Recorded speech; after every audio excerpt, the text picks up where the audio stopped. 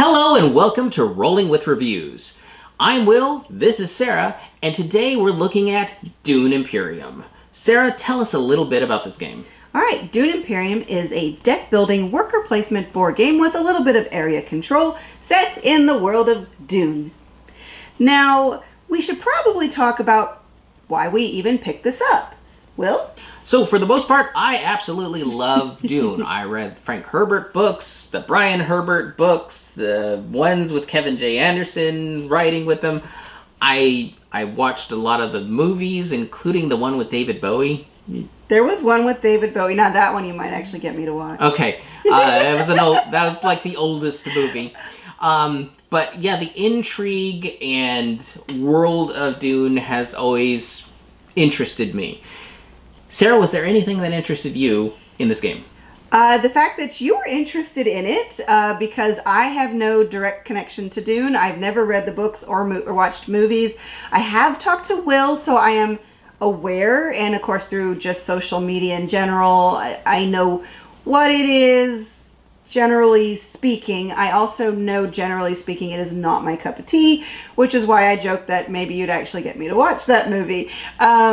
But generally, it's not a theme I particularly was interested in, but I do love deck building, and I do love worker placement, and I've always been really curious, and we haven't, up to this point, played that many different games that combine deck building with worker placement. So I wanted to see what it was about, especially since he was so interested, in the theme. Yeah, and in fact, that was a really big like for me when it came to the world of Dune and explaining it to someone who has no frame of reference. Yeah. This game synthesized a lot of that down so that I could point to, well, this is how the Spacing Guild works. This is how the Bene Gesserit works. This is the Fremen. This is all the various aspects of the world of Dune, or the worlds of Dune even. Of course, this is all on Arrakis. This made a nice primer for introducing people into the IP.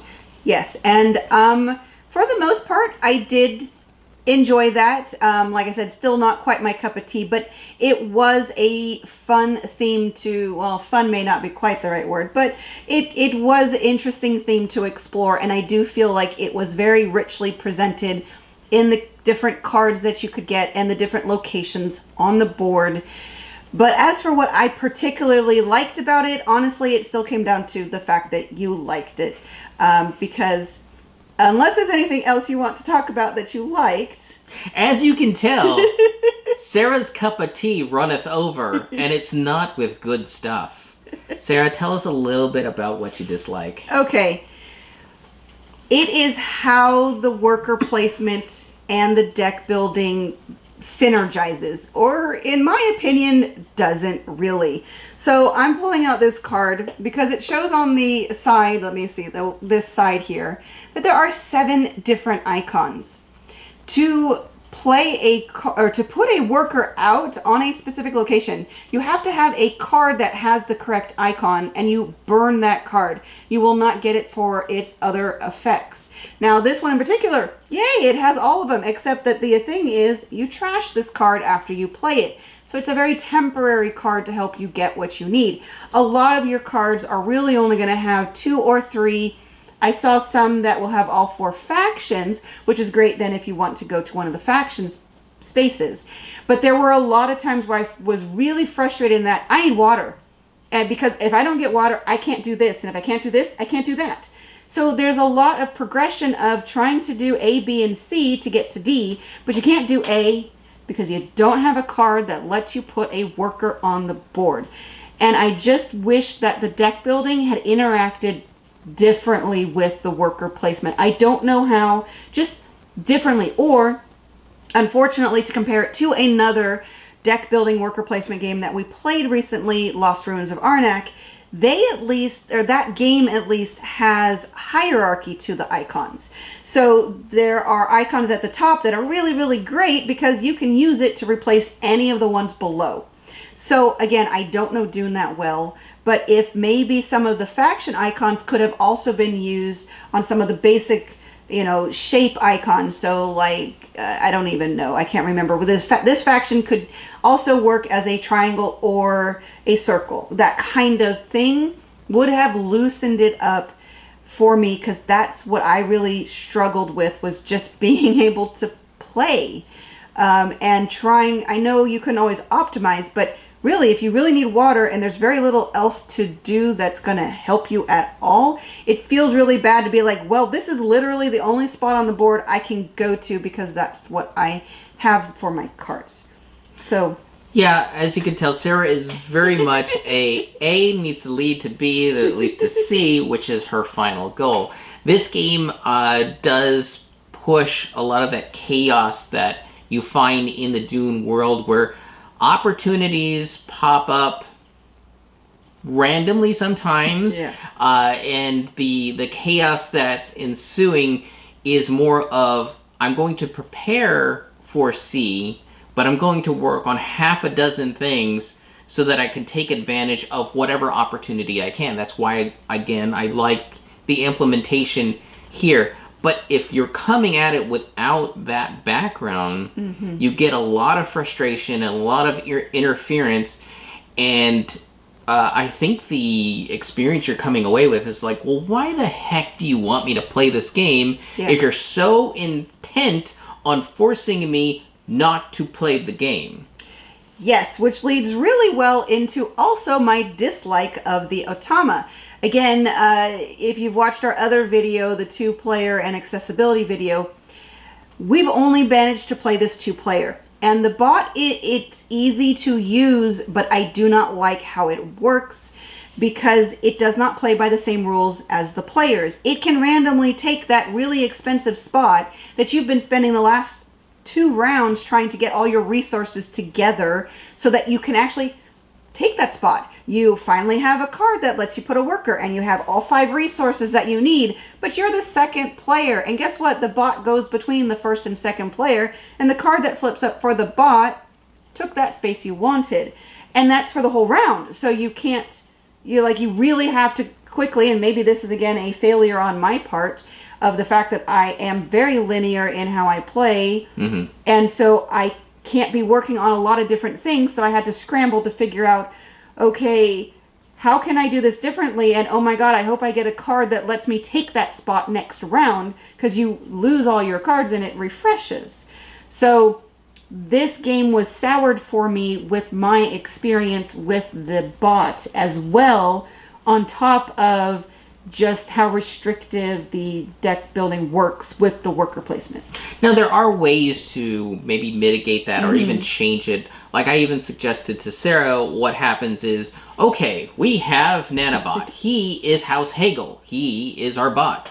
You flip up a card, you add the militia to the combat, because that is still very necessary to add to the tension of the game. Because if you only have one person focusing on it, they can pull way ahead, win the game before anyone has gotten off the ground.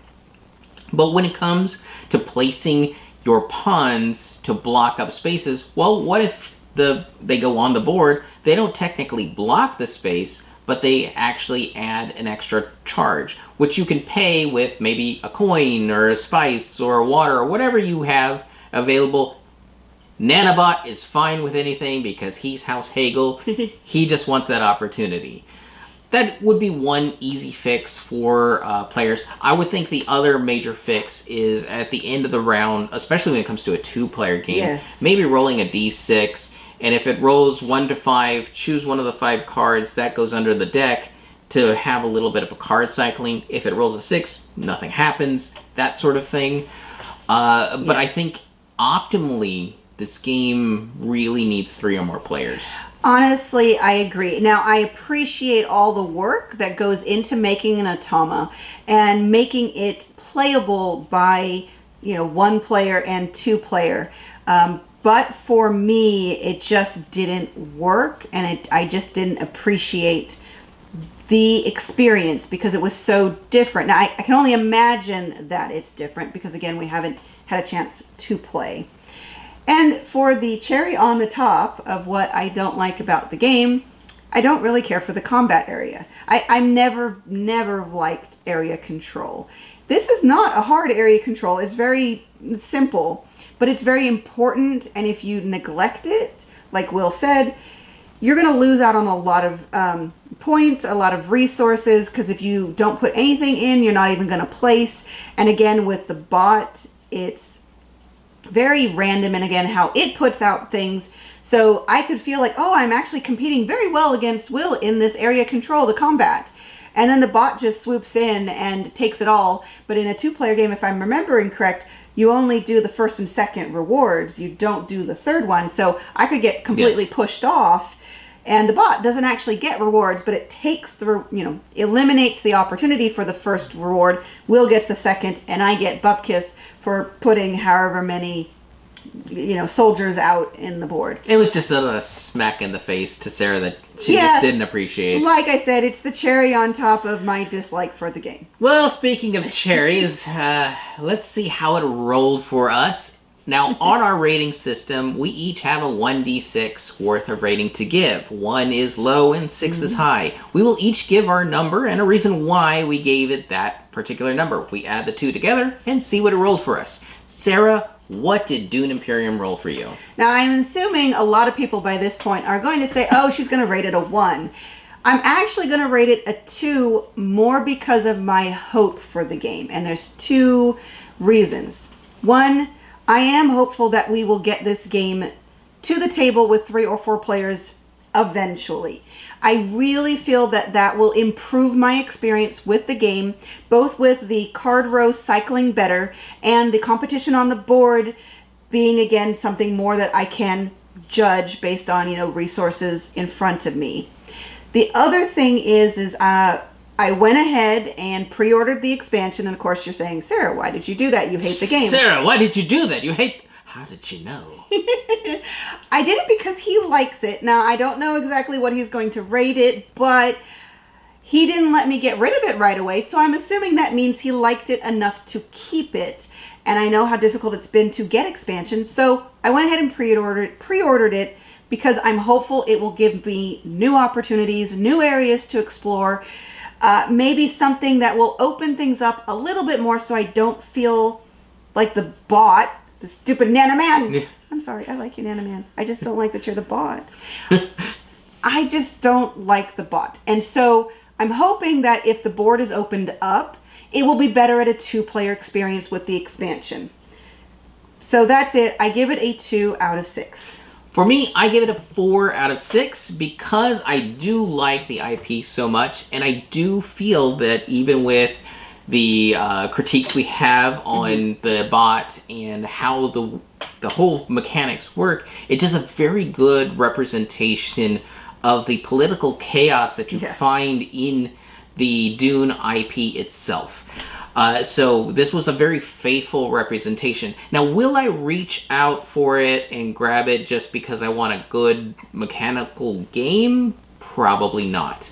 I'm doing it because I want to have a good Dune experience, not the best possible board gaming experience that has these particular elements like deck building and worker placement. For that, I'm leading to a different game. So that's why it's not a perfect score and kind of drops a few pips for me. So together, 2, 4, we got a 6 out of 12. Very middling score for Dune Imperium.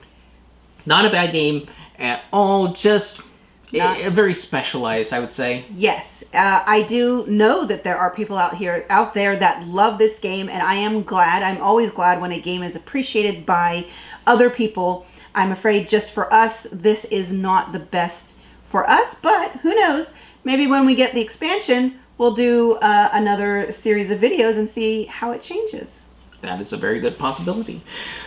So that'll do it for us here at Rolling With Reviews. If you want to get a hold of us on any of the social medias, where can they go? You can find us at Rolling With 2, TWO, on Twitter, Facebook, and Instagram. And of course here on YouTube, please like and subscribe. So I'm Will, this is Sarah, and we've been Rolling with Reviews.